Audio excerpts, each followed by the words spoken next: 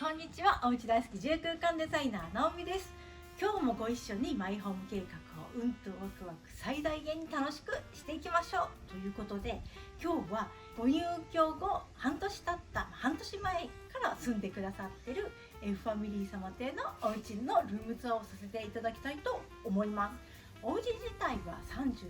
37坪のお家になっていて、リビングを中心にいろんなお部屋がくっついてる、そんな大空間のお家となっているんで、よかったら見ていってくださいということで、早速お邪魔したいと思います。玄関は引き戸になってます。スライドですね、入っていただいて、まずここが私の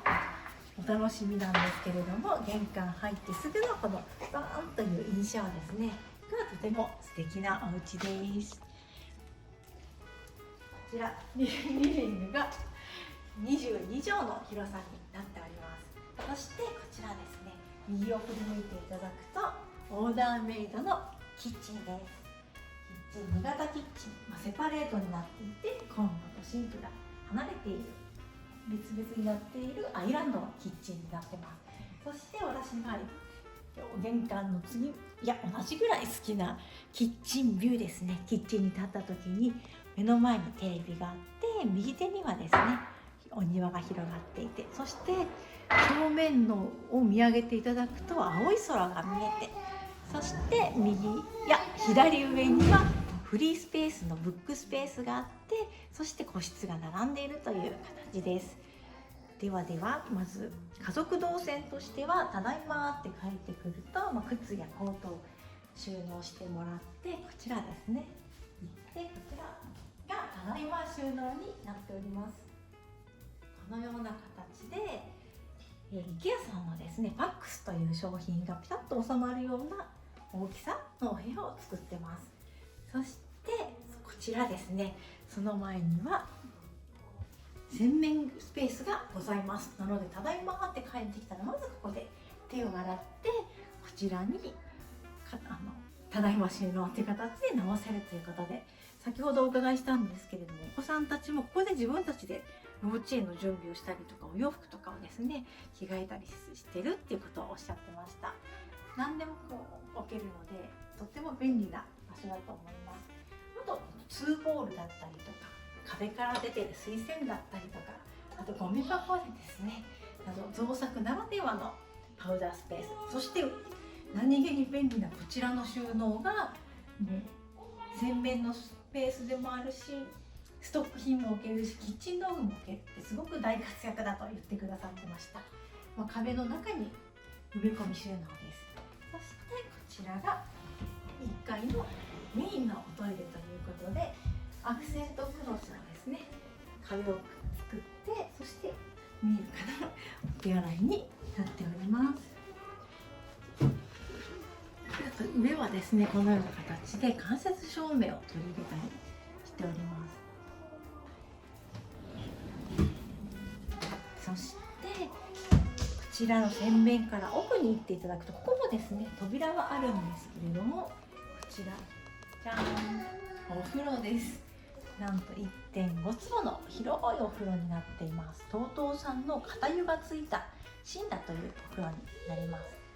そしてここが脱衣スペースで、こちらが洗濯室なんですけど、ここもですね先ほどのただいま収納もブラインドを閉めてもらうと目隠しできて、ここも同じですね。ご家族で使うときはオープンの方が便利なのでオープンなんですけれど、目隠しもできますよという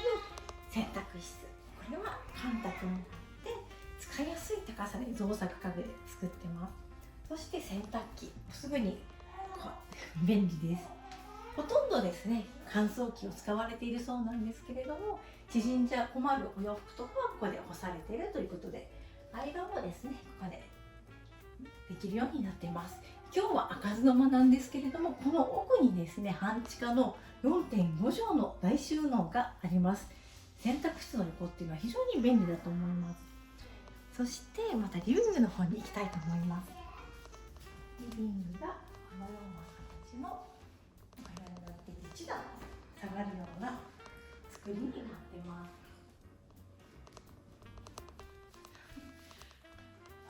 テレビの下はアクセントのタイルを使ってあったり、あとリビングの横にこういっった和のスペースもご用意しているので、ここも閉めてもらうとですね個室になるんで、お客様とかゲストルームにも早変わりするし、普段リビングの一角の子供の遊ぶスペースとしても使えます。階段下がですね収納におもちゃ箱になっていたりしますね。そして先ほどこちらの扉を開けると、先ほどの洗濯室からもつながっている半地下収納 4.5 畳の収納になってます。リビングの階にやっぱりこういう大型な収納があると非常に便利です。そしてお2階に行きたいと思います。2階に上がると中2階にリュックスペースになります。ここでお子さんが寝るときに絵本とかを取って、そして子供部屋で夜読んだりとかするってことをおっしゃってました。で、中2階からのリビングの見え方はこのような形になっております。そしてこちらが寝室です。失礼します。明るい外のような寝室で、ここはパパさんがですねこだわられた大きなフックス窓と天窓です。で、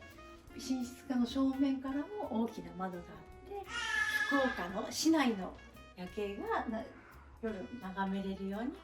なっております。では中2階から2階へ行きたいと思います。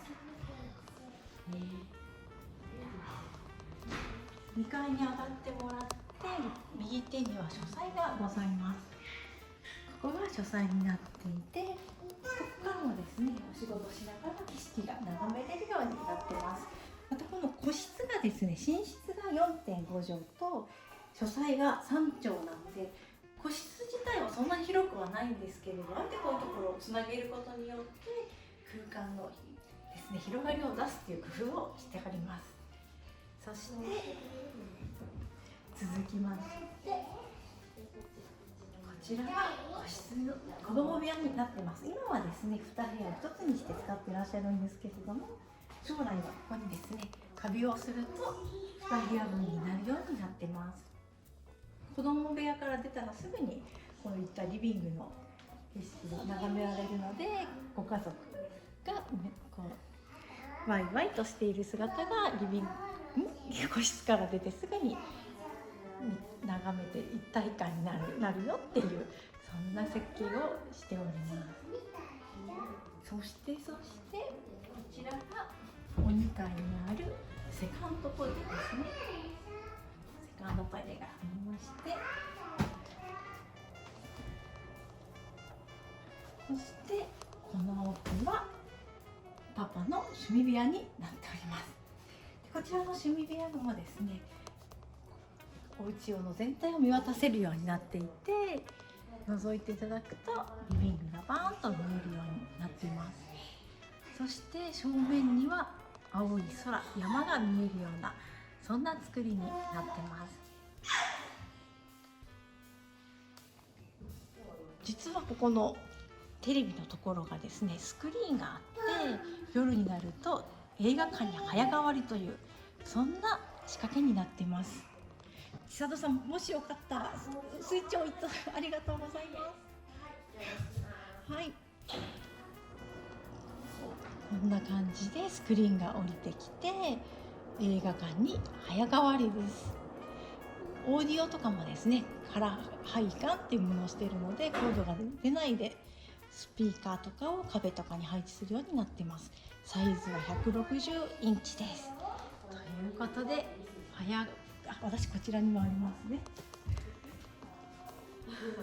ということで早口に今ありましたが、10分に収まったでしょうか。ということで